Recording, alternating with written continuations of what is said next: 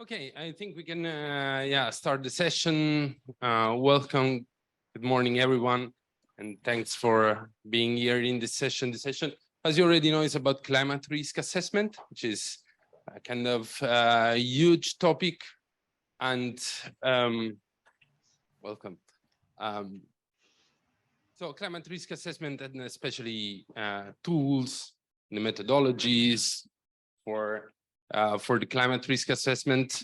And that's why it's great for us to host the speakers from the academia and the institutions that I think in the past years best contributed to developing suitable framework for suitable methodological analytical framework for climate risk assessment in the last years. In the session, we're going to have 4 speakers. Irene Monasterolo from the Deloitte Climate Risk Institute. She's full professor of finance. And then we have Martina Spaggiari from the European Central Bank, Fabienne Letenier from European Banking Authority, and last, connected from remote, we have Maria Scholler from EIOPA. So this session has been sponsored by Deloitte Climate and Sustainability. So before giving the floor to the speakers, I know there is the president of Deloitte Climate Sustainability, Stefano Pareglio, connected with us, which is going to give his welcome to the participants. So thanks, Gianni.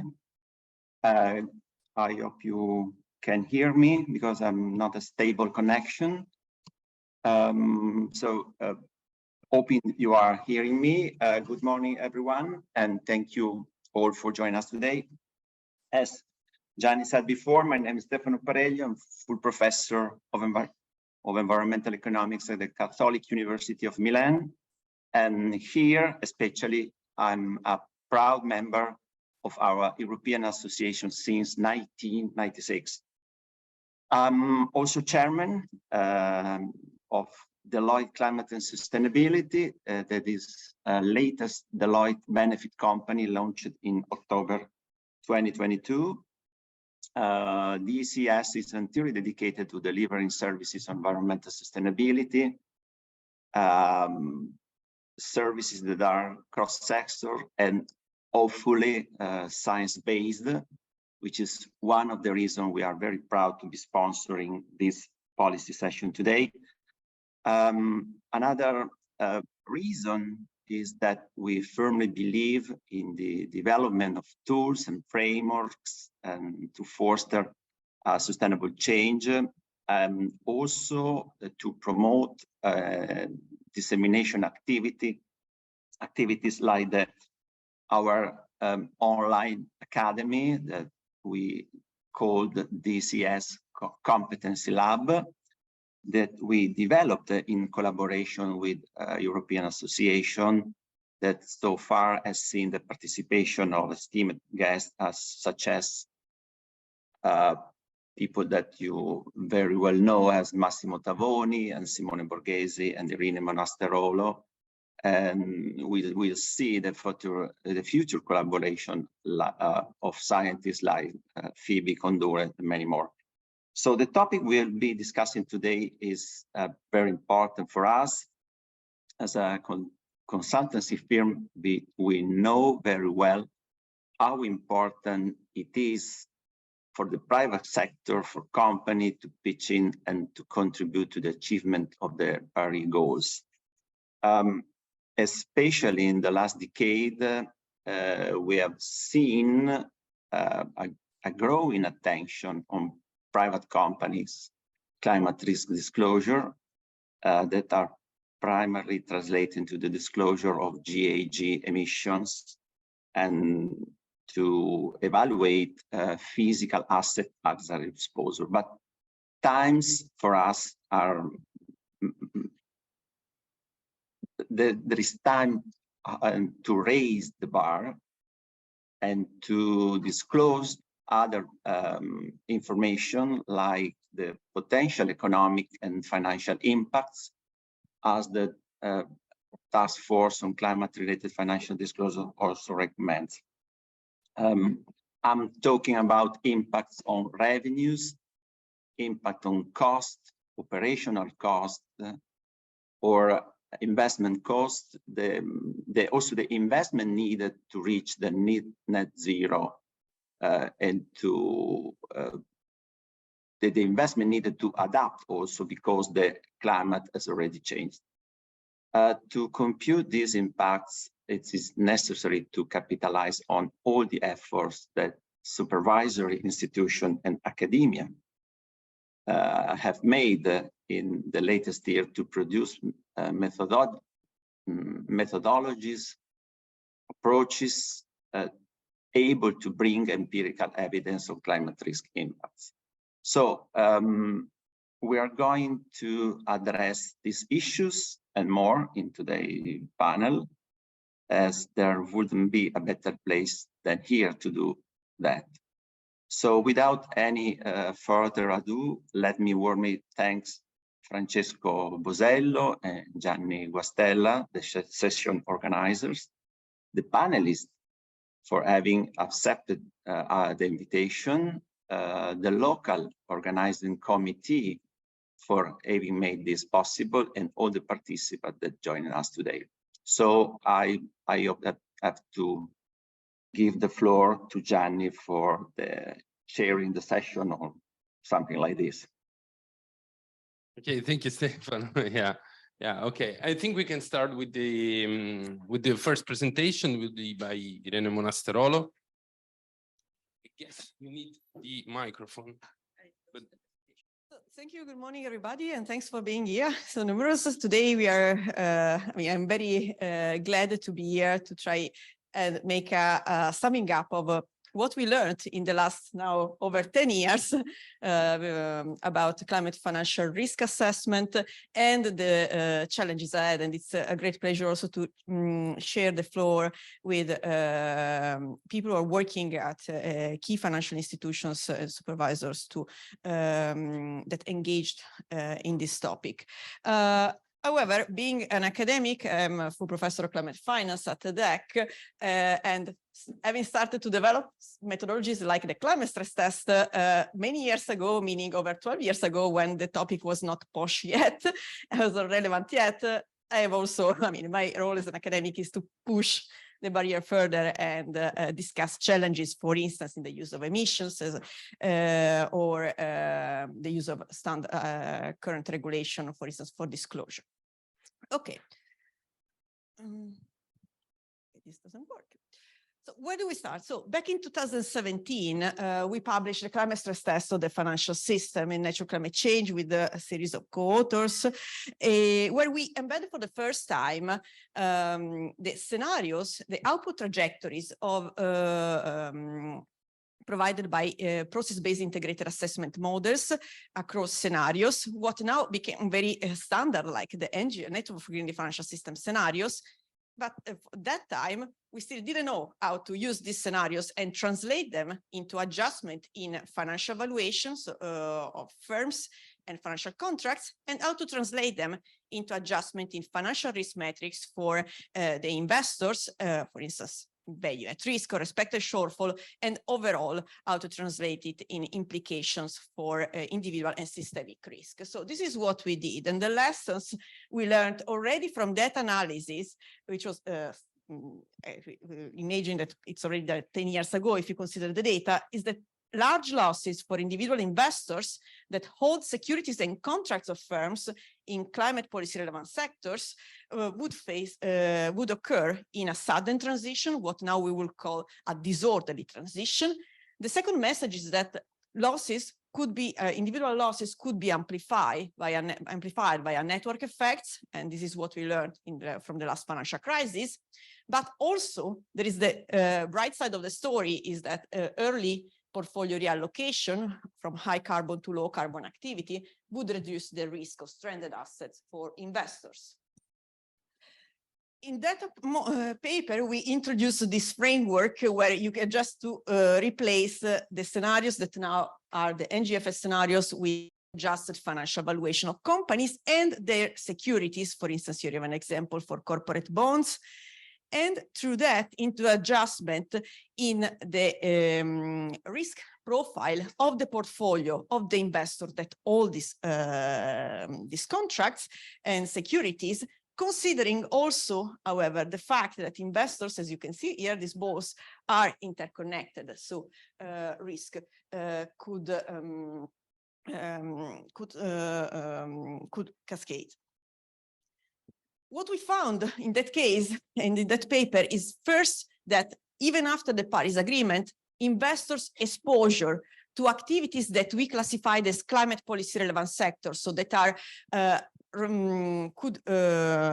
exposed to transition risk, is large, and yet it is heterogeneous across financial actors. Here you can see and recognize names of the major banks in the world. For instance, what we see is that JP Morgan Chase, or even more, which was Deutsche Bank, the largest exposure will be through activities directly and indirectly related to fossil fuel production and exploitation, but others like BPCE will mostly incur exposure to transition risk via activities which are considered energy intensive, for instance, chemicals. However, exposure is only one part of the story, because you see how exposure tells you how, what is the composition of the, what is the potential risk that you could face based on the composition of your portfolio. But then we need to assess how this would affect in financial terms the investor. And so what we calculated here is the adjustment in the value at risk, so the largest losses for the investor, conditioned to a transition. In that case, consider that we were still using the old scenarios, so 2 degrees target. And what we found, let's focus on the figure on the right with the brown bars, is that banks' exposures to firms in climate policy relevant sector could translate in large value at risk losses. So here on the x-axis, you have the value in $1 million, conditioned to their investment strategy. In particular, what we see here, however, is that banks, the first one is Deutsche Bank, the second one is Crédit Agricole, here in the example, are exposed to losses via different channels. So for Deutsche Bank, the largest driver of losses will be direct exposures, meaning that Deutsche Bank at that time held securities, directly held securities of fossil fuels and climate policy relevant companies. In contrast, banks such as Crédit Agricole, which is the second one, and this is the lighter bar, will mostly suffer losses from what we call second round, so indirect losses, because, for instance, it is exposed to Deutsche Bank, which in turn is exposed to the firms.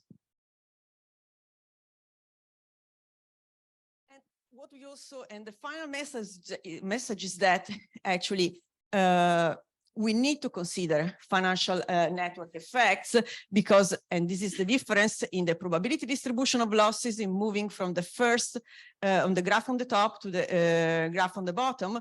When we consider financial network effects, we can see an amplification of the losses, which is the brown part on the left. Now, climate stress tests have been increasingly used at central banks and financial regulators to assess how bad it could get for individual financial institution or for the financial system, conditioned to the realization of climate scenarios, and more or less the framework all follow with different specifications in terms of type of scenario, physical or transition risk, or macroeconomic or financial models. However, the framework mostly of action is what we saw before. And this is why, despite financial institutions did a lot of work in pushing forward the boundaries, in particular in 2021, ECB published the economy-wide climate stress test. There are, however, some major issues that remain and some lessons that we should learn in order to avoid, let's say, underestimating risk, but also underestimating the opportunities of the transition. And what are the lessons that we could say? These are three. The first one is what we talk about when we talk about disclosure versus climate risk exposure. And in particular here, we know that there are the standards for disclosures that rely on GHG emissions.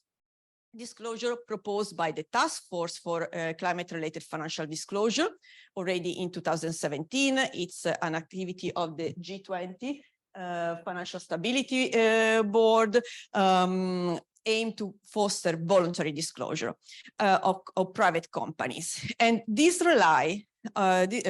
disclosure relies on emission intensity and carbon footprinting.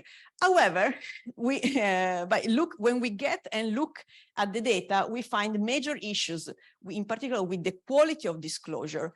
So that what firms disclose mostly is scope 1 and scope 2, but leave out scope 3 emissions, which are upstream and downstream. And overall, there is no global quality check about how well they disclose. And these, of course, matter when we want to analyze how an investor could go green, so portfolio rebalancing, and also that's to inform our investment strategy and overall the transition. For instance, the European Central Bank announced last year, this year actually, that it did carbon footprinting of its portfolio and the greening of the asset purchase program. However, what would happen if we do it, or if the ECB does it in the current context of available information? Look here. This is the information that we collected and published in a paper last year on Journal of Portfolio Management, focusing on different sectors, which are the target of the ECB the Pandemic Emergency Purchasing Program. We collected information about emissions disclosure in terms of emission intensity, so scope 1, 2, and 3, which is the y-axis, and the ESG risk score for companies provided by, in this case, Sustainalytics. And we focused on corporate bonds. And what we found is a major difference between this red dot, which is called FCA, now it's Stellantis, and the top one, which is Volkswagen. Now, any of you who has bought or had an idea to buy a car in the last 5 years, an electric or hybrid car, would find it quite strange that the emission intensity, and thus as a consequence, the ESG risk score for Stellantis is 40 times lower than Volkswagen. And the reason we digged into that, because when we did the analysis, we were quite surprised. And the reason is that actually Stellantis did not disclose scope 3 emissions for the last 2 years. And the only year in which it did it, it didn't follow the GHG emission protocol standards. So, however, why does it matter? Because if an investor, including the central bank, wants to rebalance its portfolio, and it has to do it, for instance, within the quantitative easing, it should be market neutral. So there should be a rebalancing within sectors. It will move the exposures from Volkswagen bonds to Stellantis. The problem is that overall, it will not really decarbonize its portfolio. And most importantly, it will not push forward the transition. So we already recognized this issue in the paper we published in 2017 in terms of limitations of emission disclosures. And this is why we developed a standardized classification of activities, economic activities, into unique and decreasing classes of transition risk, which are called the climate policy relevant sectors, which goes from the most climate transition risk relevant, so fossil fuels, up to the lowest. So we have also other ones closing to finance. What is the characteristic here? We consider not only emission disclosure, but we enrich that and we complement it with information which is, let's say, more ubiquitously relevant to understand how well a company is performing in the transition, which is investment, the energy technology profile of the company, so which type of technology the company gets its revenues, the business model, meaning input sustainability. If you are a company producing processing fossil fuels, no matter if your scope, of course, your scope 1 and 2 emissions are low, but the problem is that your input sustainability is zero because fossil fuels, because you are based on fossil fuels. And also the relevance for environmental and climate policy implementation, meaning in terms of cost. So what we did in that case was to reclassify all the over 1,000 NACE codes for digital level, which are the codes, the classification of economic activities, map them into these classes of transition risk. And since if a company has issues securities or financial contracts, usually it has also an identifier of these contracts. So basically the identifier gets the transition risk profile of the company for the value of that on the overall business. And overall, at the end, we can reclassify all a portfolio of an investor being a portfolio, nothing else that a group of securities. So this classification has been used for by several financial institutions, also members of the Network for Green the Financial System already since 2020, or already in 2019, the ECB, then we had the EIOPA, European Banking Authority, ESMA, and several, we applied it in collaboration both with financial authorities. For instance, this is the exercise with the European Banking Authority, but also with the National Bank of Austria, Banco de Mexico, and others, including also private financial institutions. So the second limitation that we need to address is related to the scenarios. Scenarios are crucial for stress tests and are even more important. Climate scenarios that are important for climate stress tests. However, the reference scenarios now for climate stress tests are the scenarios of the Network for Green the Financial System. However, these scenarios are still, let's say, in the making. They don't, they have a partial representation of acute physical risk. And this is why in the short term, you don't see large estimates of GDP fall. I mean, this is one of the reasons. They don't have compound risk. For instance, what happened during the COVID crisis didn't happen in isolation, but there were countries that were already affected by acute physical risk. Well, this is not included there, neither the short-term dimension of risk. And in particular, this is related to the fact that the scenarios don't account for the role of finance and investors' expectations towards policy, climate risk, and the role of policy into that. So what we called in 2021 climate sentiments. However, this matters because, of course, not only because finance is considered as a major enabler of the transition. I mean, we know from the Paris Agreement, we expect finance to scale up money. However, finance investors decide to allocate capital based on risk assessment. And this risk assessment is influenced by the expectations. So in finance, expectations matter.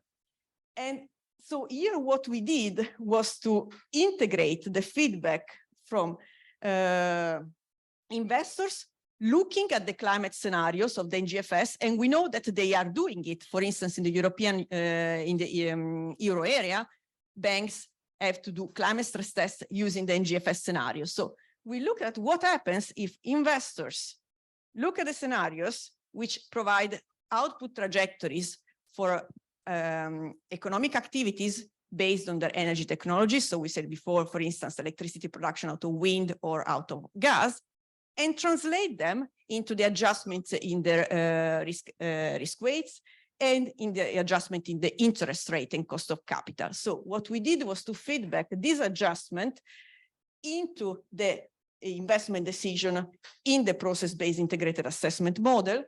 And what we found are very different trajectories of orderly and disorderly transition.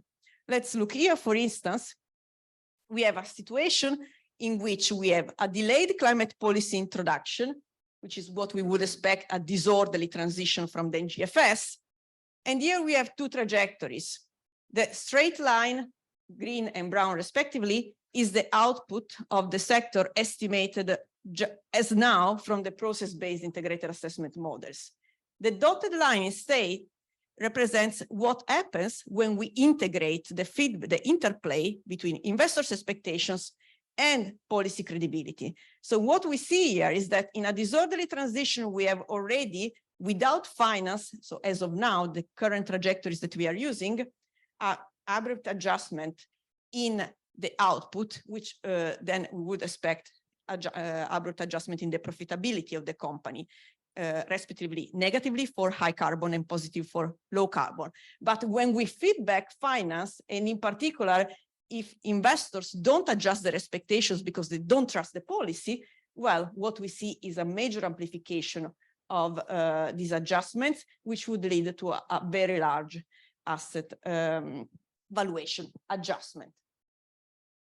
And this information is, of course, important when we consider how to design, first of all, for monitoring and managing risk, but also then to inform investment strategies and policy decisions. So how to design, in particular, prudential policies or considering adjustments, considering policies that would allow the financial institutions to build resilience to such risk.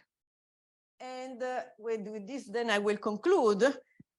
On the other hand, and this is the work we published as the ECB working paper together with a group of colleagues also from the World Bank and from the ECB, Laura Parisi, is that on the contrary, having credible climate policies, so if we have investors for which climate sentiments play out because they trust the policy, because there is, let's say, a credible environment, and they revise the risk assessment, internalizing the carbon price across, for instance, the NGFS trajectories for 10 years, 20 and 30 years, which are the green bars, the bright green bars here. What we see here is that they switch their MPV investment decision early and they foster the decarbonization. So having investors' expectations aligned with policies supports the policy implementation and fosters the decarbonization.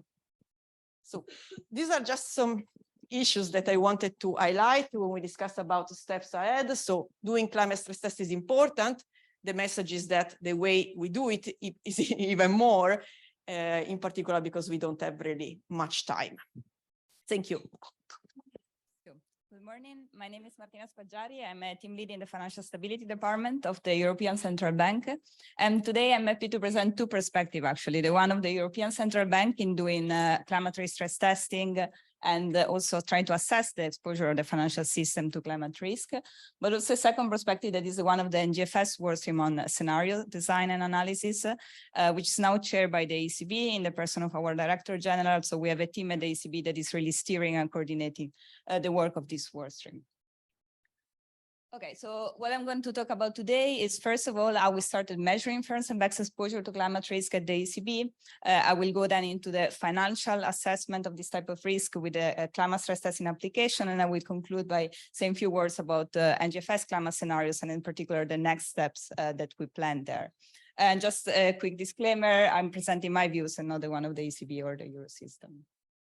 So starting with measuring firms and banks' exposure to climate risk, how did we start working on that? First of all, by collecting very granular data set and combining them, because we really need a lot of information that is coming from very different worlds. And starting with information that we have at firm level, we have physical risk scores that we originally took from 427, an external provider then acquired by Moody's. This company is basically able to provide us with physical risk score and underlying indicators for 6 different hazards. The only thing that we have to do is to be able to geolocate the companies that we have in our register at the ECB. So we geolocated basically 4 million companies in the euro area, latitude and longitude. And with this information and the sectoral classification of the company, we are able to retrieve from their database a physical risk score and underlying indicators. To measure transition risk, of course, we have to rely on GHG emissions data. And for that, we again rely on external providers. There are several. Most of them are currently collecting this information from firms' annual reports, sustainability reports, and so on. Unfortunately, only around 5,000 companies around the world are really disclosing this emission in a proper way. So for all the others that are mainly small and non-listed companies, we have to rely on estimates. And now the ECB is working on inference methodology. External providers are providing this kind of information that basically depend on the sectoral allocation of the firms, different financial variables that they can rely on. And finally, financial information, balance sheet, profitability statements of the firms that we normally have access to at the ECB.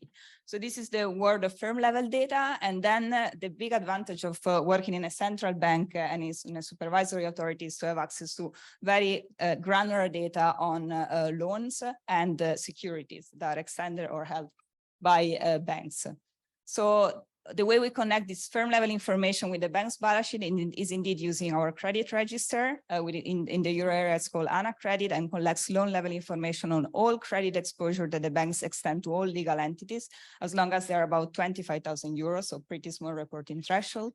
And securities also in all this as well. There is a very similar database. So this allows us to connect firms to banks, and in particular to around 1,600 consolidated banking groups or standalone banks in the euro area. So we end up with a very big data set. And overall, when we look at all the variables that we need to run this kind of assessment, we cover around 80% of all the credit exposure that the banks have towards the economy. So this is our starting point, and maybe it's nice to see what we can visualize with the data. So on the left heat map here, we have presented emission intensities by country sector, aggregating the information that we have at firm level.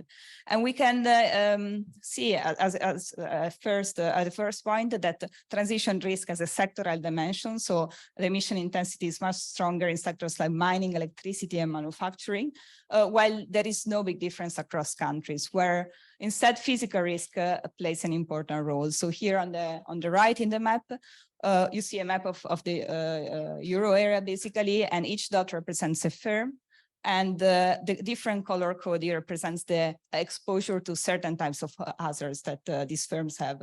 Floods in blue, sea level rise in light blue, wildfires in red, and so on. So okay, this is really qualitative data, but we really have the underlying numbers that the provider is giving us. And then the next step is how the measurement of banks' exposure towards this firm. So first of all, we classify firms as high, low, or medium emitters, depending on their emission intensity. And then we try to understand how many credit exposure banks have towards them. And overall, we found that around 40% of the euro area banks' credit exposure are directed to companies that are at high transition risk. So they are considered high emitters. And there is no big difference across countries, as you see here, while the opposite applies to physical risks. So overall, around 20% of banks' credit exposure are directed to companies in high physical risk regions, but there is a big difference across countries, with a lot more risk accumulated in Greece, Cyprus, Portugal, Spain compared to others. Now, maybe I will skip this slide in the interest of time, just to mention that for now I mentioned only exposure, but there are a lot of other elements that we should take into account when doing this kind of assessment, in particular when we talk about risk. So there are also mitigants that we have to consider. For example, the fact that this exposure can be collateralized, so protected from the losses. And we have a lot of information available there also in our credit register. And insurance plays also an important role, of course, in reducing the losses in case of a materialization of the hazard. But now I would maybe move to a more interesting application, which is the financial link, so climate stress testing. And I will start by presenting the framework that was originally developed at the ECB in the first ECB top-down economy-wide climate stress test that was also referenced by Irene in the previous presentation. So the paper was published in September 2021, and this work had mainly three features, which I can summarize in 3 words: scenarios, data, and modeling. For the scenarios, we rely on the work of the NGFS, which is indeed combining transition and physical risk variable over long-term time horizons. In this case, we focus on 30 years. We use the granular information that I described just a few minutes ago, so for millions of companies in the euro area, to which euro area banks are exposed to via loans or securities. And finally, we developed new granular models that could capture the transmission of climate risk driver first to firms in the real economy and eventually to banks. So just some highlights from the results, what we found is that the short-term cost of the green transition are always more than compensated by the long-term benefits. And the last point here is referring to the tails of the distribution. So for corporates and banks that are most at risk, the impact could be potentially very severe with consequences for financial stability. And that's why we care about it at the ECB and we keep assessing this type of risks. Maybe going a bit more into the detail regarding the scenarios, what we did is relied a lot on the work of the NGFS and in particular selected 3 scenarios that are here presented based on the level of physical and transition risk that they imply.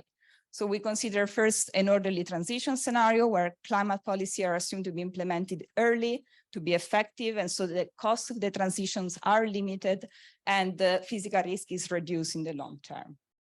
Second scenario is a disorderly transition where again, the policies are implemented, but with a delay of around 10 years. So this makes everything more expensive and also reduces physical risk, but only to a limited extent.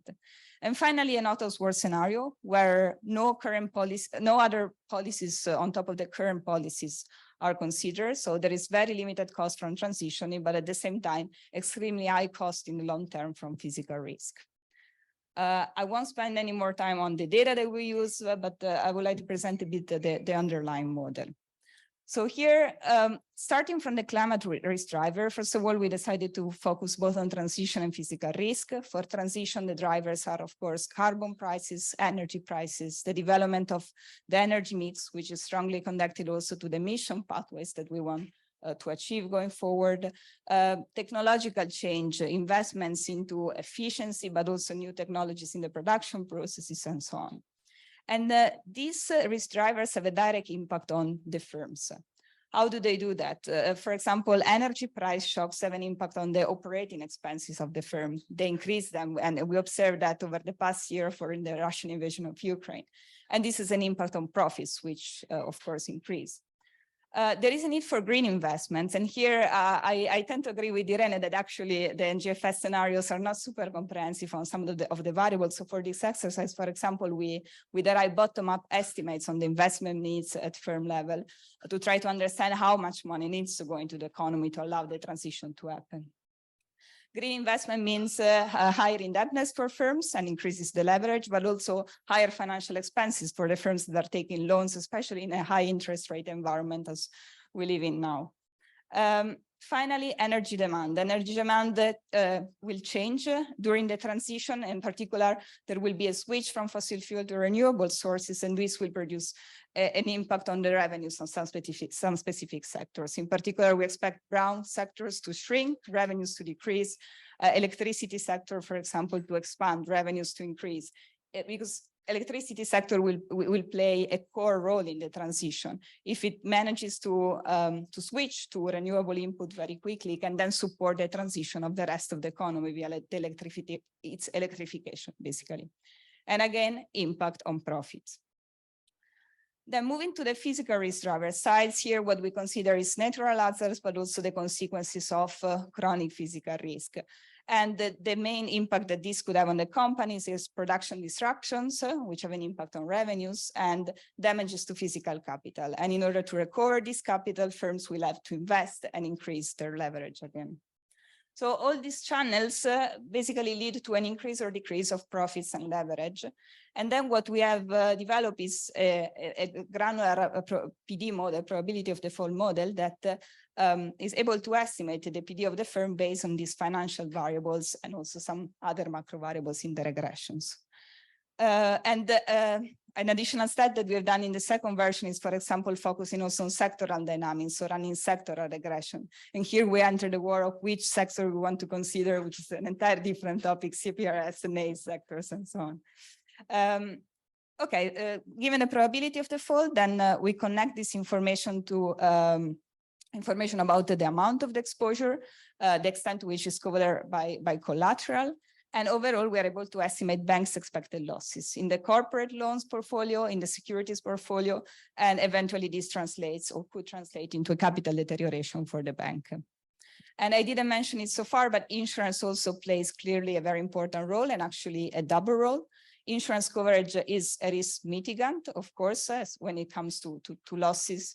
It can act as really a mitigant of the damage. Insurance cost as an amplifier, in the sense that insurance costs are expected to increase in the future, and potentially some assets might, in some specific areas, might become also uninsurable, so with an impact on the operating expenses of the firms.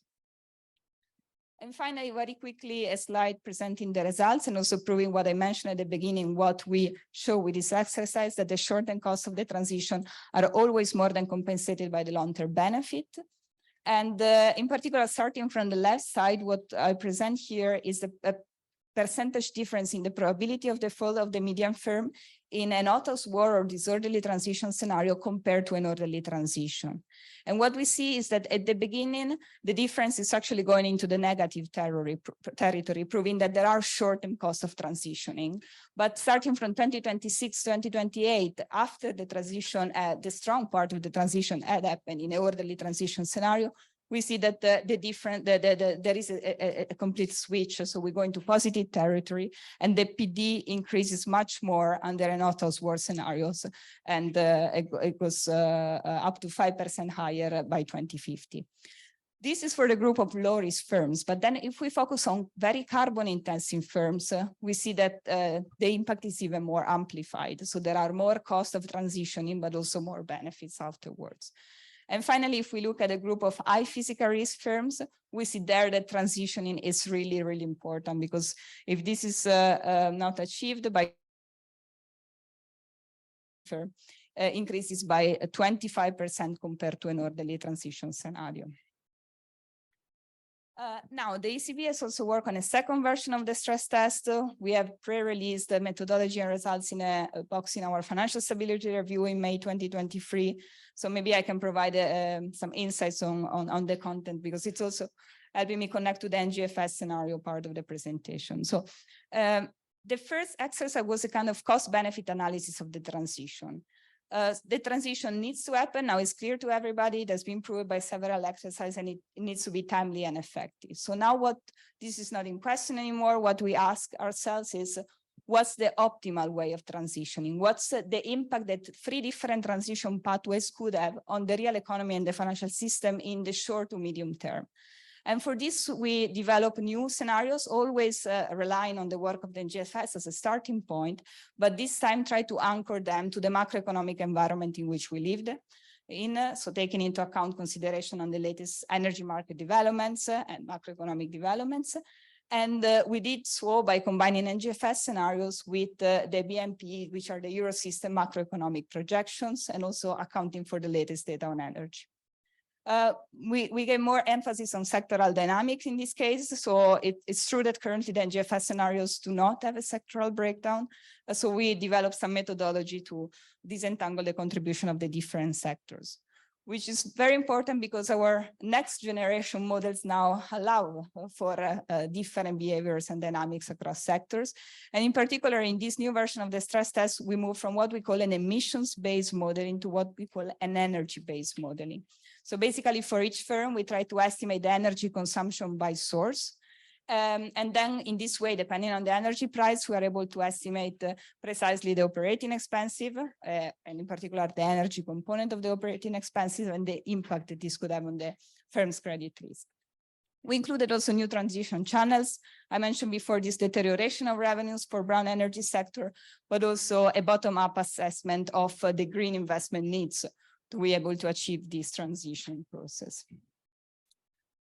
Just a quick overview of the scenarios that we are considering now, and this narrative is building on a recent debate that the Russian invasion of Ukraine and all the consequences brought us in front of a crossroad in the net zero transition journey. the high energy prices could accelerate the transition or delay it. And in our first scenario, we reflect these first paths, an acceleration of the transition, a transition that is very strong and starts immediately. In the other two scenarios, we have a delayed transition where we basically assume that for another 2 to 3 years, no strong action is taken.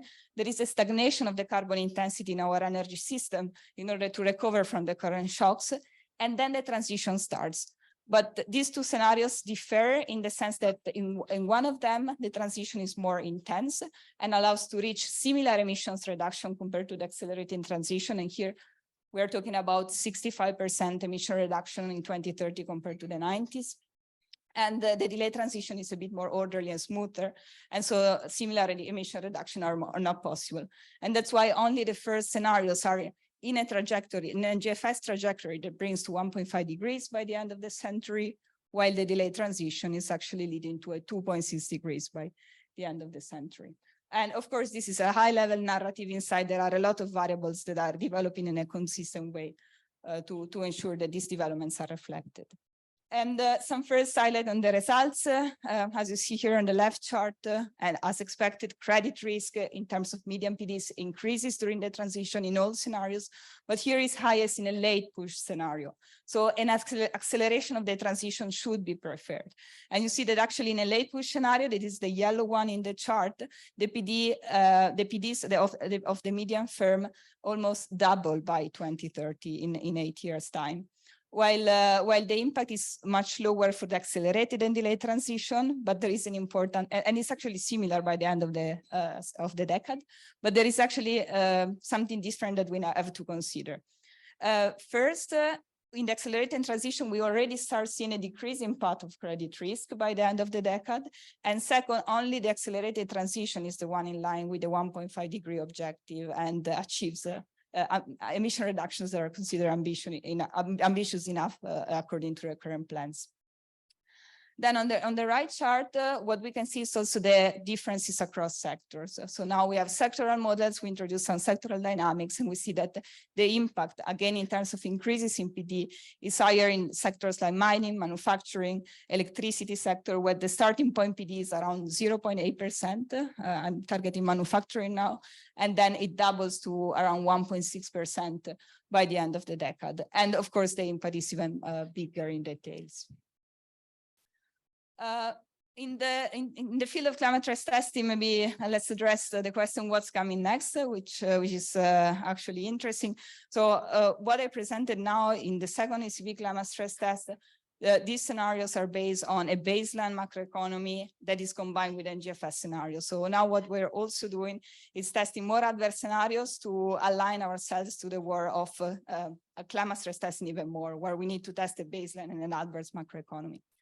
The ECB has recently embarked a new journey in the field of climate stress testing. In particular, I received a mandate from the Commission to run a Fit for 55 one-off stress test. And in this exercise, we will collaborate with the ESA, so ABA, EIOPA, and ESMA, but also the ESRB. And the objective is to anticipate shocks to the financial system that could jeopardize the transition and could hamper the usability to achieve the climate goals and targets. And it's already clear here what we are going to do in terms of scenarios. In the baseline scenario, the Fit for 55 package is implemented smoothly in a baseline macroeconomic as forecasted now. In the first adverse scenario, we will assume some shocks that are arising in the financial system in terms of perception channel. And here I'm connecting again to a point raised by Irene before. So a sudden reassessment of physical and transition risk in the financial markets that can hamper the transition to some extent. And in a third scenario, which is a second adverse scenario, this is also combined with more macroeconomic shocks and more standard stress factors. And finally, we are also using climate stress testing to produce a first methodological framework for policy calibration. And finally, a few words on the GFS climate scenarios, which are, as you have seen, are one of the key inputs here, but given also that the ECB is now leading the work in that direction. We have recently published the results of a user survey that the NGFS has launched. This survey collected responses for more than 200 people in almost 60 countries, reached both the public and private sector. Actually, most of the respondents went from private financial institutions, confirming that they're using the GFS scenarios as well, despite being originally designed for central banks and supervisors. Over 70% of the responses confirmed that they use GFS scenarios to better understand the impacts of climate risk on their financial institution or on the financial system and to build internal capacity. They confirm a lot of positive aspects and also highlighted the main challenges and areas for technical improvement, which I will show in the next slide now. Important point, they ask for more documentation, more methodological guidance, more transparency on what's behind this model. And this is something we're now working on intensively. And here I want only to show a couple of answers from the survey. Actually, we'll focus on the right one.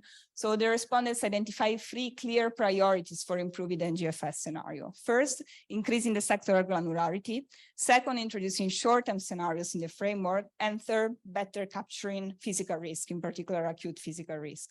And you see again in the third place, more methodological guidance and documentation. So maybe just to conclude, where are we going next? Based on the results of this survey, but also on other bilateral dialogues that we had with the users, we came up with a plan for the next 2 years, and we have organized the work stream in 5 substreams.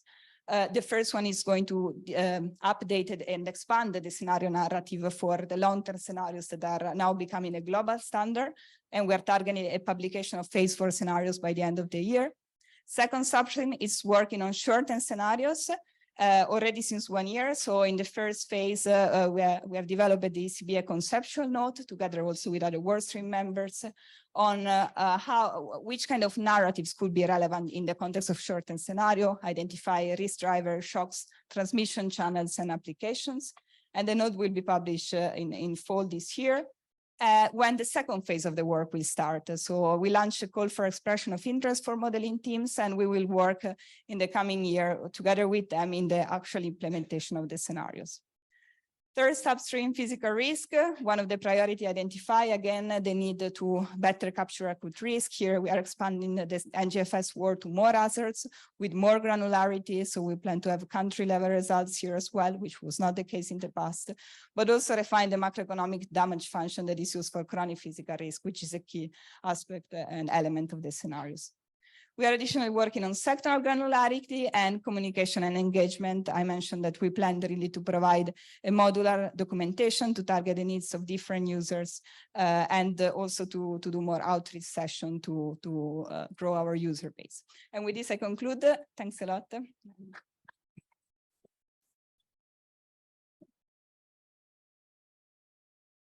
Great, thank you very much. I'm going to collect the question at the end, so to have a little bit of discussion. So thank you, Martina, and I'll invite. Thank you. Good morning. Happy to be here to present what the EBA, the European Banking Authority, is doing on the field of climate-related risk assessment and more broadly ESG risks. A few words, if you are not familiar with the EBA. So we are an independent EU agency established in 2011. So we are the EBA is one of the 3 ESAs together with ESMA and EIOPA. Our mission is to build a single regulatory and supervisory framework for the entire banking sector in the EU. ESG has been identified as a horizontal priority for the EBA and to perform the tasks that are conferred to us by the EU Parliament, the EU Council, and the European Commission. The EBA is producing regulatory and non-regulatory documents such as binding technical standards or guidelines addressed to institutions or to supervisors in the EU. As you know, ESG risk and in particular climate-related risk have been identified as a top priority in the EU, and this is reflected in the mandates that are given to the ESAs. So in the case of the EBA, we have received a high number of mandates that deal with many parts of the banking regulatory framework. So we have mandates to cover the 3 pillars of the banking prudential framework. So pillar 3, disclosures, pillar 2, supervision and risk management, and pillar 1, the prudential treatment of exposures and the calculation of capital requirements. Also stress testing, as has been already described by previous speakers. We have received several mandates. in addition, we are also investigating if additional standards or labels are needed, for example, for green banking products. Also doing some work on greenwashing to assess what is the scale of greenwashing and how to mitigate it through supervision and regulation. And finally, there will be some work on integrating ESG risk as part of the supervisory reporting, so the information that banks have to report to their supervisors, and to build a monitoring system for ESG risks. The objective of the EBA is to build a framework for banks and the supervisors to mitigate ESG risk and support an orderly transition to a sustainable economy. To give you a brief idea of what are the publications done by the EBA and upcoming, under Pillar 3, the EBA has published technical standards that introduce mandatory disclosure requirements for large banks in the EU. So I will describe a little bit more what we included in these standards. And there are also work ongoing at the cross-sectoral level on the Sustainable Finance Disclosure Regulation for disclosures of adverse impacts at the entity level, and also for disclosures for some financial products.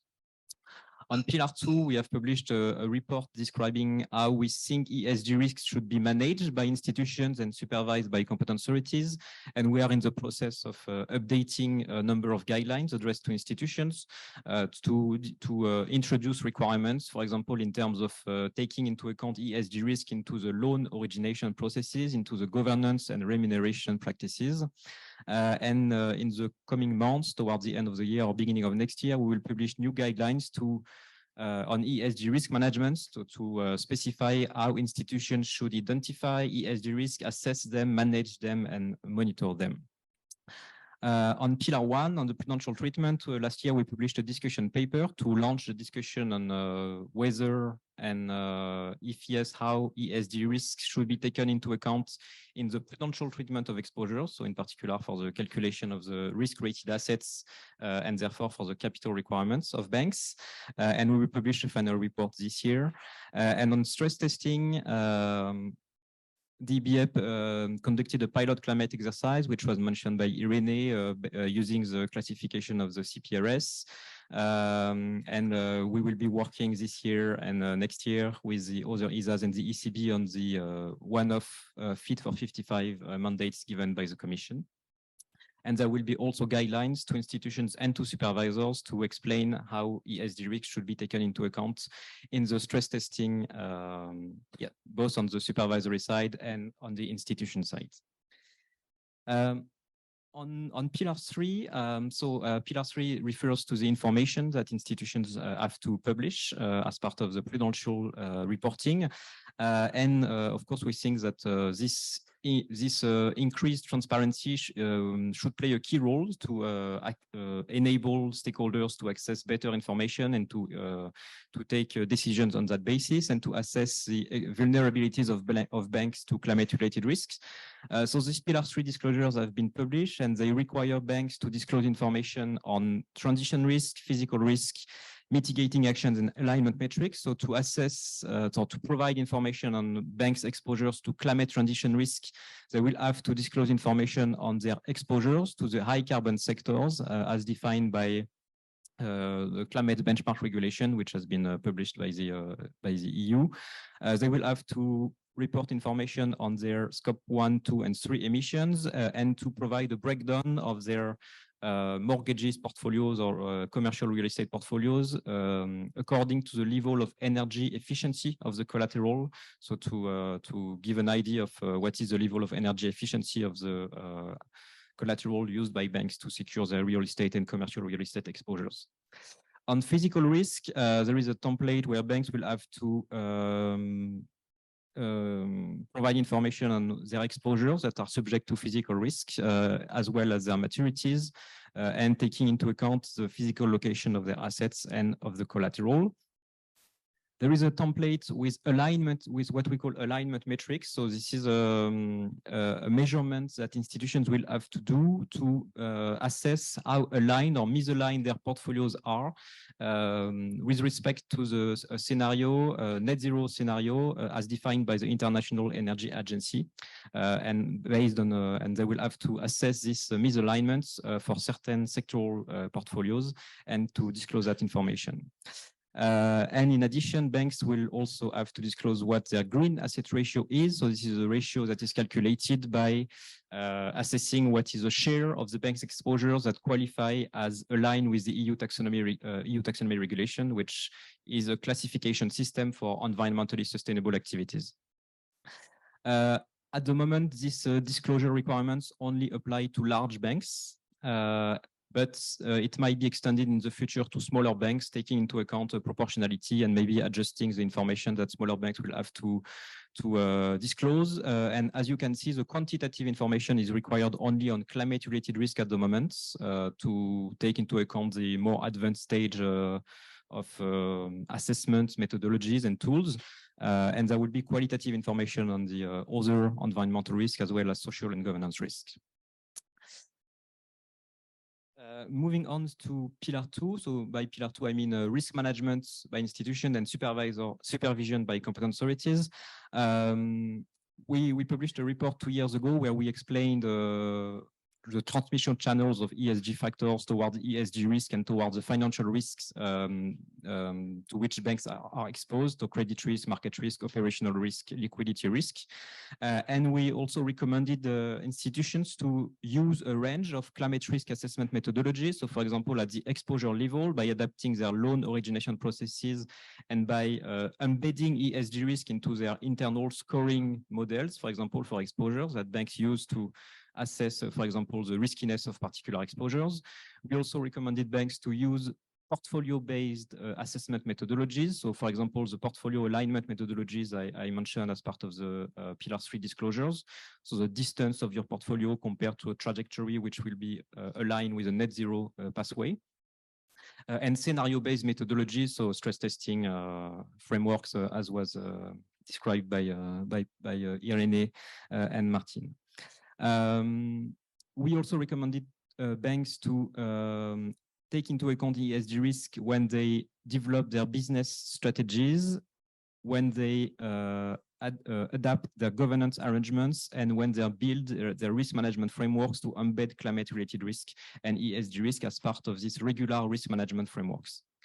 And for supervisors, there will also be there will also be new guidance provided going forward on how ESG risk should be embedded in what we call the supervisory review and evaluation process, or the SREP, which is conducted on all the banks to take into account how ESG risk may impact the risk profile of banks and to factor this into the supervisory processes. And lastly, on Pillar 1, so how ESG risks are taken into account, we have received a mandate from the Commission to assess if, in particular, environmental risks should lead to changes in the prudential treatment of exposures and therefore in the calculation of capital requirements for banks. Our approach is risk-based, which means that our objective is still to maintain the resilience of the financial sector to ESG risks, not, for example, to promote political objectives, but to remain within the prudential remit and prudential mission, which is to ensure that the financial sector will be safe, sound and safe and robust. So that also means that the prudential framework should not, in our opinion, substitute other policy tools such as fiscal policies or economic policies that should play the more direct role to drive the transition. And we also want to take what we call a holistic view of the regulatory framework, which means that Pillar 1 should be considered, but together with accounting rule, Pillar 2, stress testing, and macroprudential buffers. A key element in the approach taken by the EBA and by supervisors, I think, in the EU is that environmental risks are considered as risk drivers that impact the financial risk type, so credit risk, market risk, liquidity risk. So the question is to what extent these risk drivers are are taken into account in the framework for the calculation of credit risk, market risk, liquidity risk? And if not, what can be done to improve the current framework? Of course, a key challenge is that environmental risks are expected to increasingly materialize in the future going forward, which means that historical data might not be sufficient to calibrate Pillar 1 measures or to use the Pillar 1 framework to capture environmental risk explicitly. So the analysis being done at the moment is to look at the different parts of the framework: credit risk, market risk, operational risk, liquidity risk, and to try to assess how the existing mechanisms could capture environmental risk as they materialize, and how to better consider forward-looking aspects of environmental risk in the framework. Our preliminary conclusions at this stage is that there is clearly a need for banks to continue developing techniques and risk assessment tools for climate-related risk, and to try to disentangle the effect of environmental risk as part of the overall financial risk, to get a better understanding of what is the impact of environmental risk. There is a need to address mispricing concerns, for example, through continued focus on disclosures, and also having a look at accounting rules and how to make sure that ESG risks are also captured there. And at this point, our preliminary conclusion would be that it would be better to capture environmental risks through targeted enhancements to the current framework rather than dedicated tools such as green supporting factor or brown penalizing factors, as it's more difficult to reconcile these tools with a risk-based approach and to avoid overlaps with the Pillar 1 existing mechanisms. But still, there could be a need to look at the framework in a more with more significant changes, so in the medium to long term, which might also need international collaboration, for example, at the Basel table, so the Basel Committee for Banking Supervision, which is the international standard setter for the prudential rules applied to banks. And I think that's all. Thank you. Thank you very much, Fabien, for your presentation. So the last speaker is connected from remote. Yes, hello. Hello, Marie. Yeah, perfect. I will share my screen if that's fine. Yeah. Now we see you. Yes, it's already a good start.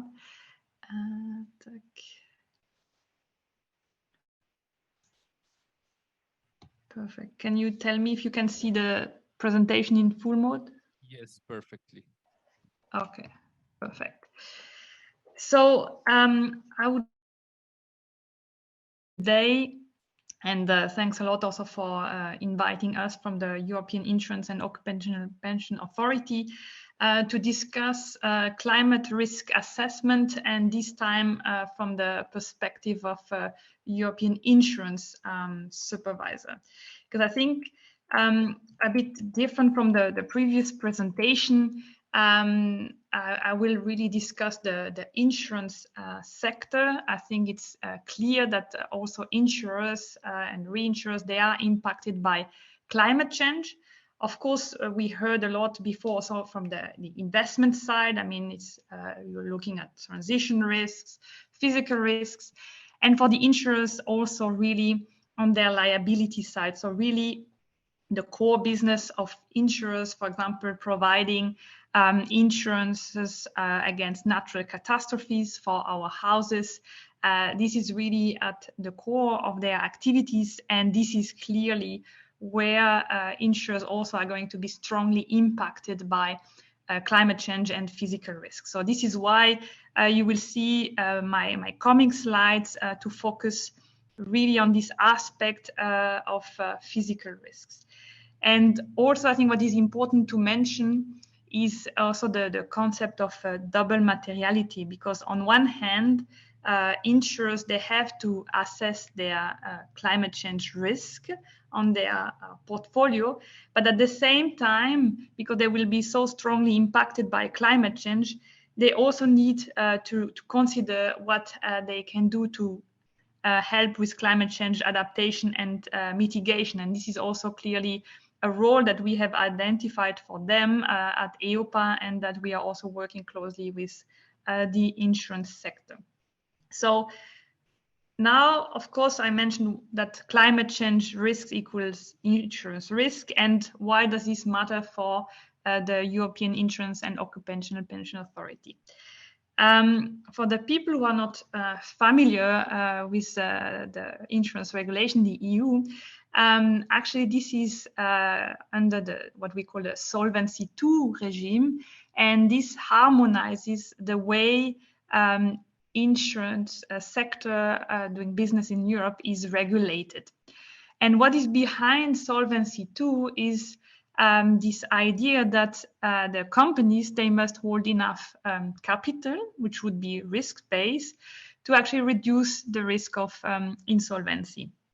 And within Solvency II, we are actually already asking firms, I mean, this is there since a couple of years, to look into the capital requirement they would need for natural catastrophe risks, as they are providing insurances against this type of risk. And I mentioned capital requirement is risk-based, so firms, insurance companies, they are used to look at the modeling of natural catastrophe risks, so combining the information about the hazard, so the frequency, intensity of natural catastrophes, vulnerability, and also exposure data, so where are the houses located. So this is something they are very familiar with.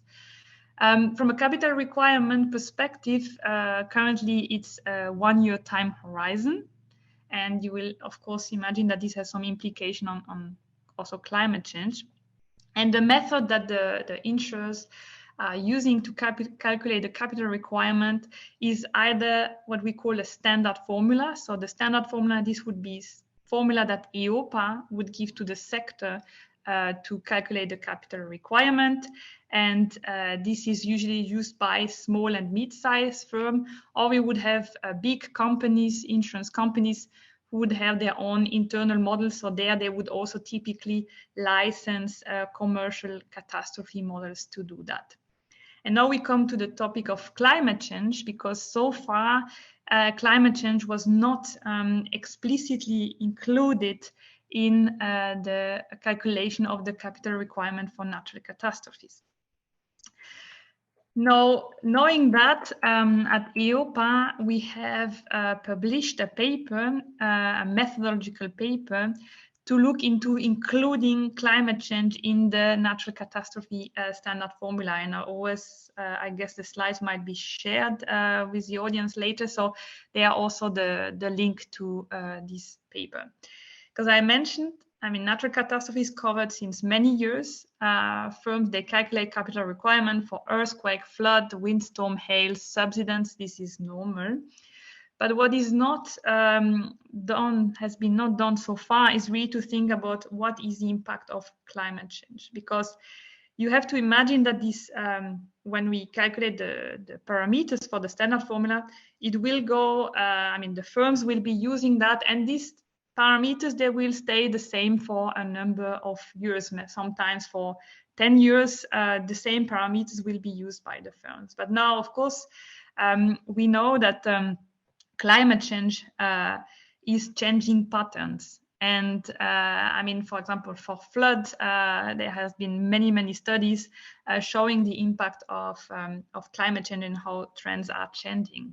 And of course, we need to be able to be more dynamic to also reflect these changes of patterns in the capital requirement. So one aspect that we are going to do in the future going forward is really that we will make an effort to reassess more regularly the capital requirement to really make sure that we would include the latest science in the standard formula.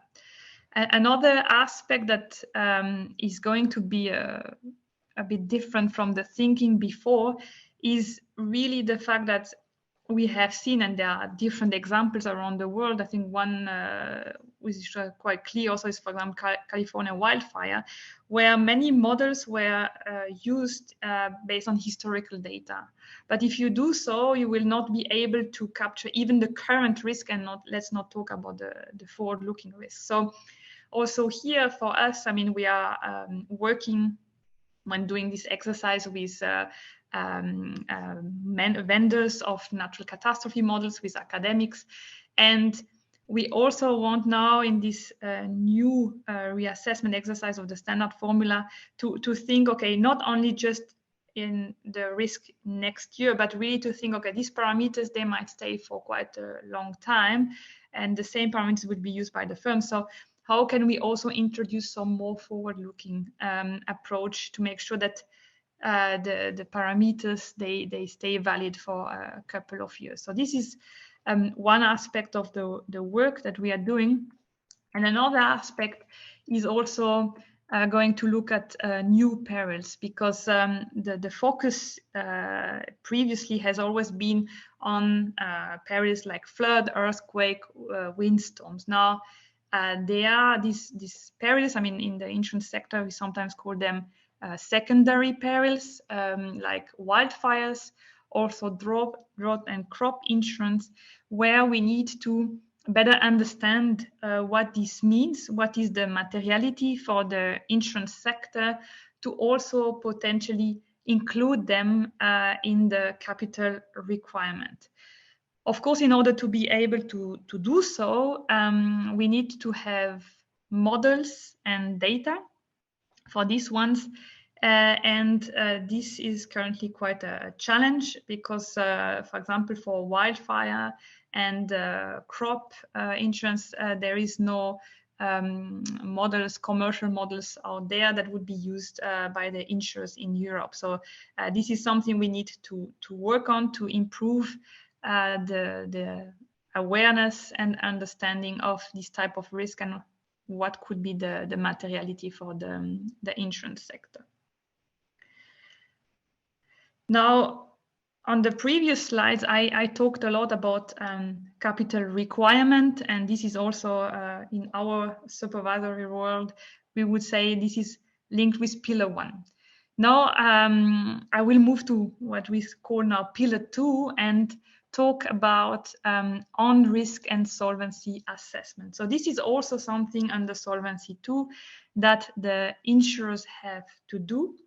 And at EIOPA, we have also recognized the need to actually have the insurers to run climate change risk scenarios in their own risk and solvency assessment. So we have also published an opinion which sets expectations on the supervision of climate change risk scenarios by insurers in their ORSA.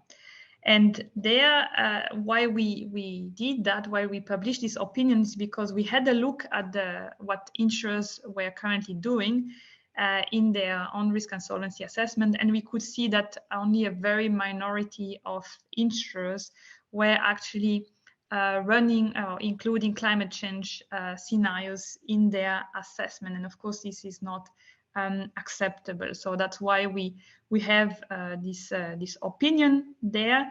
And also what we wanted, a key point that we also wanted to have in this opinion is the fact that firms, I mean also insurers, if you look, for example, at non-life insurance, so like property insurance against natural catastrophes, these are typically one-year products, so they can be they are repriced annually, and so you really have a bit this short-term horizon. So this is also what the firms typically would do in their own risk and solvency assessment, and do things very, very short-term.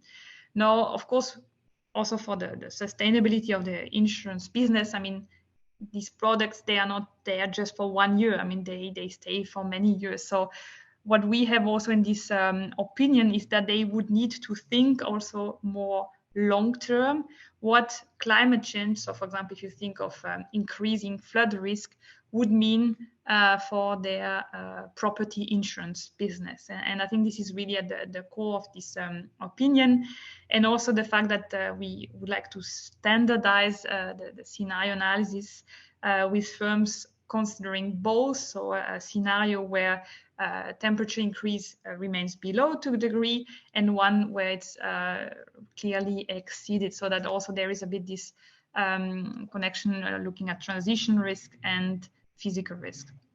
Now, of course, when we published this opinion, the sector said, yes, fine, thank you. But there is a clear challenge, is the data and the tools available to be able to run such climate change scenarios.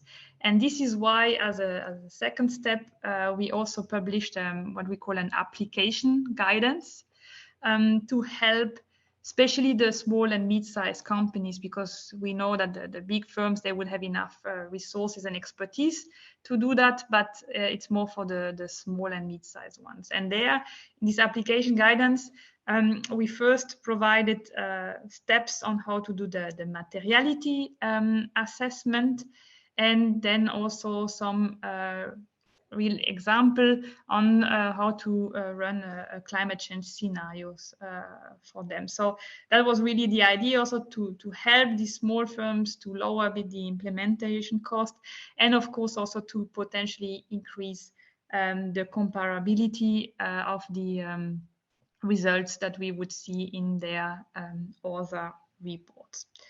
Now, the lack of data models available to run these scenarios leads me to this slide, which is another area of activity of EIOPA, and this is looking into the using open source models and data, because as I mentioned before, there are commercial models out there, but usually they can be quite expensive. You might also need experts in-house to be able to also understand what these models are, and maybe not all companies have that. You might want to look at what is out open source. Academics, they have developed a lot, and there is really a lot going on.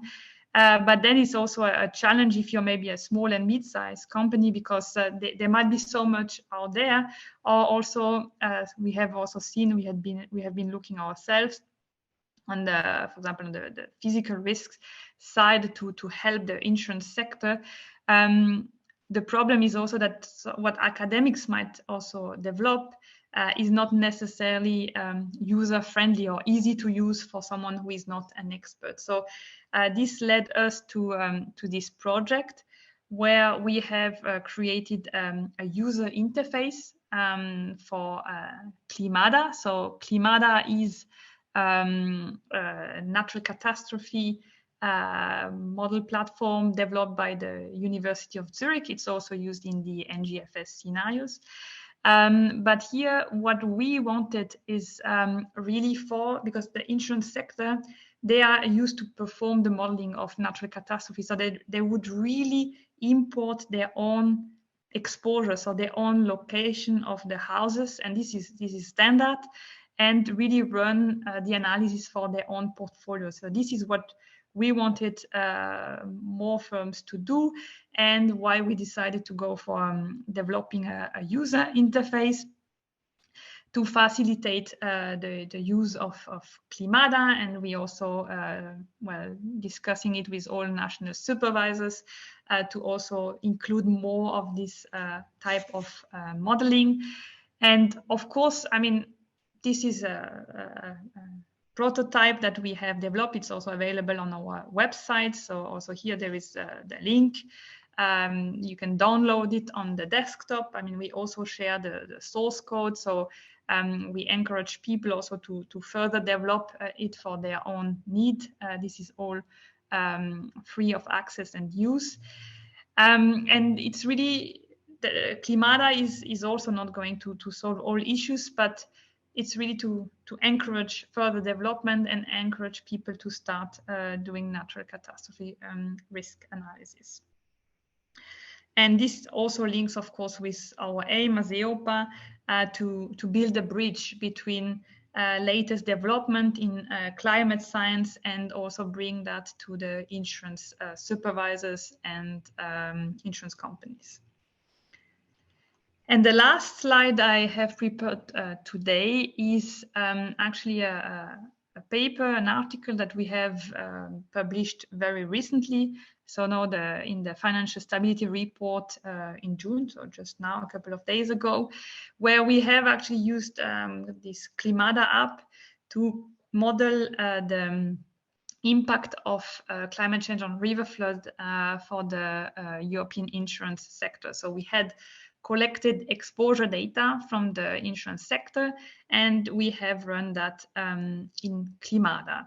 I think, our results and it shows that, of course, there would be in general in Europe an increase of river flood risk due to climate change, and this will also be reflected in the risk for the insurance sector if no mitigation and or adaptation measures are taken.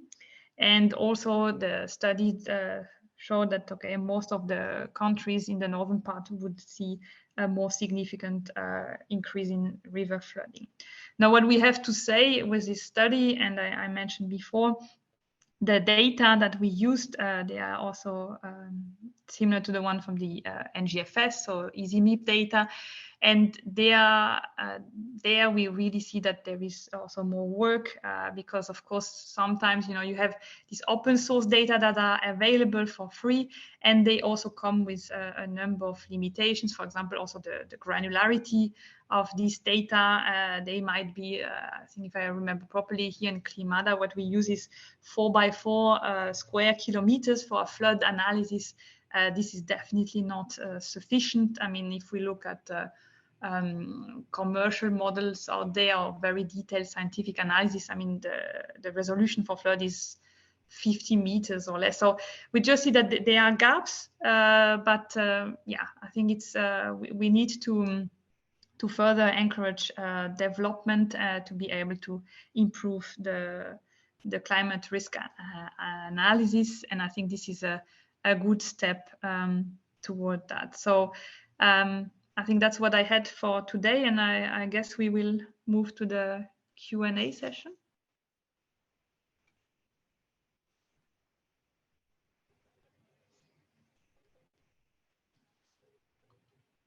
Yeah, thanks, Maria. We're going to move to the Q&A session. Before moving to this, just a little bit small closing remark on this. It was great now to hear about all the efforts that have been done so far on the climate risk impact assessment based on scenario analysis. So everything we have heard so far. As Stefano said at the beginning, this is going to be mandatory, this kind of disclosure in the next year. For some companies already is.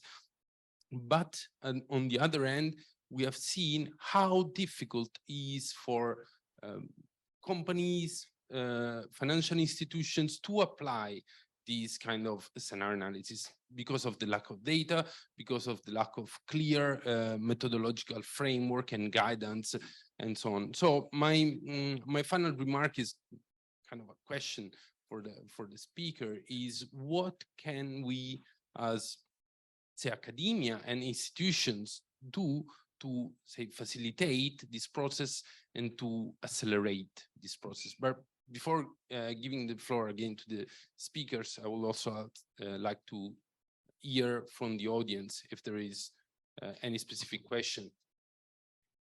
Yeah. Yeah, thanks a lot for this very interesting presentation, similar to Gu from the OECD. And so, yeah, I just think that when we come to policy recommendation and also investments behavior, I think we are missing a part here, which is in a way, how these firms will adapt to climate change. Because for now, from the physical risk, I would call it more physical exposure, because we don't measure any vulnerability for now, and it's also like something we observe at the OECD. And I would like to know how you think we could add this adaptation component into the risk, because for me, if we stay at like measuring physical exposure, we will have like strong issues with the investment, or like firms that will, or companies that will not invest anymore in exposed activities. And a lot of activities are exposed per se. I don't know, desalination systems are exposed per se to sea level rise. Agriculture will be exposed to a lot of like droughts and variability. So how do you think we can move further and include adaptation? And it's also to stress the strong interest of the OECD for this issue, because we're trying to work on it and we don't have like the granularity of the data that you presented today. So that's also like an opening remark and question for further discussions if you're interested. Thanks. Thanks a lot. We're going to collect some other questions before giving the floor to.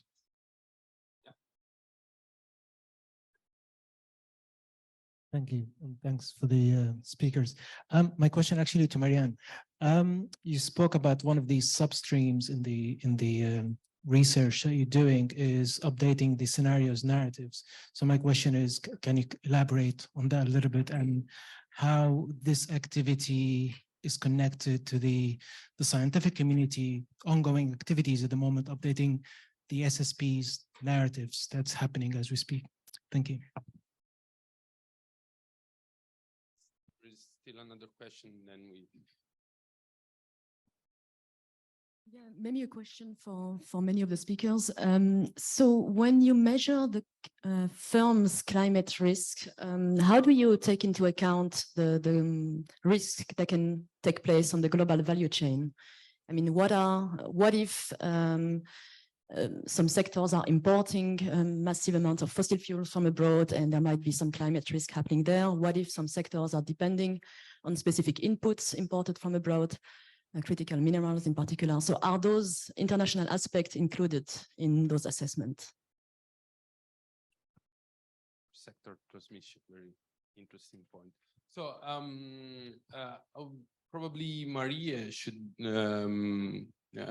is willing to ask about the adaptation issue.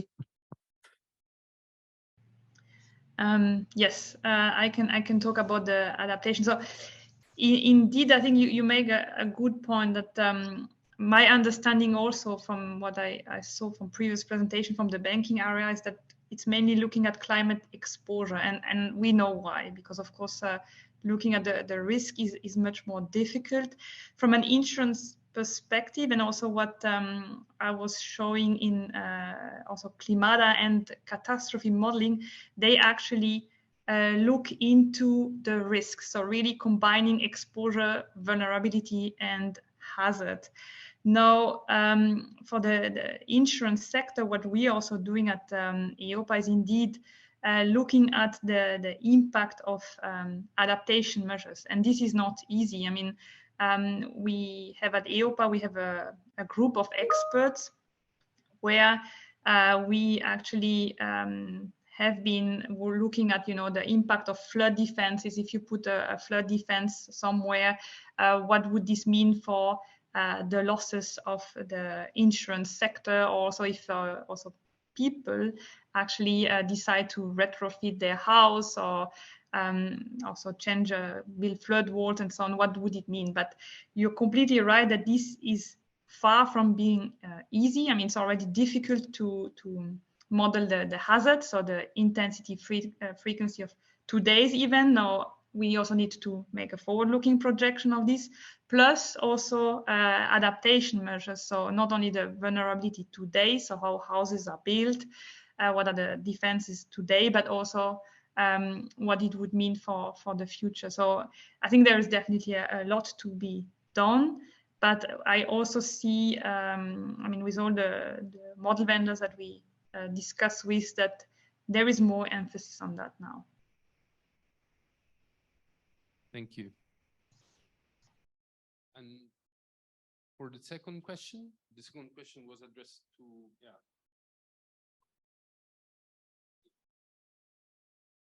Okay, thanks. Yeah, this substream is actually working on two types of updates. The regular one, where we take into account the latest commitments made in terms of climate policies and climate targets, the latest data available on energy, the latest models that the consortium of the modeling teams that we're working with is able to offer. Second type of update is indeed on the narrative. So we have basically assessed if there are some scenarios that are most relevant than others, or some that are not very useful anymore. We have tried to extend to consider potential new narratives. If your question is related to are we still targeting the 1.5 degree or not with the scenarios, the 1.5 degree scenario will be part of the package anyway, because as structurally this model are constructed, it's simply an input to the model, the final temperature target, and then probably what you need to do to get there. It's very strong action, but this is still feasible in the model, and it's considered like a useful reference that we can anchor to, saying also that we don't attach probabilities for this to happen or not, let's say. Maybe a quick answer also to their question on the cross-sectoral part. At least for our exercise ECB side, we focus mainly on the euro area, and with the second exercise, we try to capture also cross-sectoral interactions using input-output tables. So how a shock in a firm in a specific sector can affect firms in other sectors. So we have more aggregated data there. It's input-output table at country sector level, but we try to propagate these GVA shocks from one sector to another. Okay. Just a curiosity, this is just for transition risk or also for the climate risk? It's mainly for transition risk. That's the focus of the second exercise. Yeah. And then, of course, there are also other relevant topics. Also, critical minerals are essential now. We have currently not assessed this, but it's definitely relevant. Okay, because I think also the biggest part of say climate risk along the value chain refers to the physical risk also. But thank you. Yeah, maybe on this last point on the value chain, for physical, similarly to what Martina said, we developed an input-output network model of contagion to analyze how shock translates and transmits across the value chain, considering firms' plans. So the composition and revenues shares that firms get from their plants. So we geolocalize the plants. We look at how much plants contribute to each firm's revenues, and we match it with the input-output data. As Martina said, it's only a sectoral level, and we elaborate them in a network model. And we applied it for physical risk in the US already 2 years ago in the climate stress test of US banks. And then also, but depending on whether you look at physical risk, you look more at the location for exposure and the resilience of the plant. For transition risk, you look more at the energy technology and emissions relevance of the activity. And that's also great because this is normally done at the macro level. So in the macro models, Yeah. with the input output, but also doing at the firm level is of course really Well, mostly relevant. plant level now. Yeah, That's, plant level. Yeah, for some sectors, for some type of activities, it's available. it's great. I think we have time for a few other questions. If there is any in the room. Maybe I can try to address your first question, but I think it's linked to the question on adaptation and value chain. So you ask what institutions should do. I think there is a lot that institutions should continue doing in terms of engaging with their counterparties to collect information that is needed for proper climate risk assessment, firstly.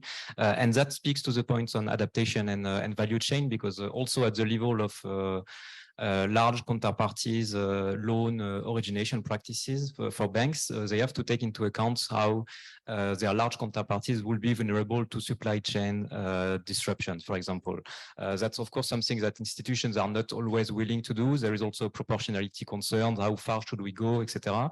There is actually a debate at the moment on the CSRD, so on the disclosures part in the EU, because you have to take into account information from your supply chain. But what does that mean exactly for a bank? How far should I go? What does it mean if there is a highly complex supply chain? Should I check all the SMEs that are part of the supply chain, etc.? But from a risk management perspective, it's clear that it can affect the risk of your counterparty and credit risk, so that also institutions should continue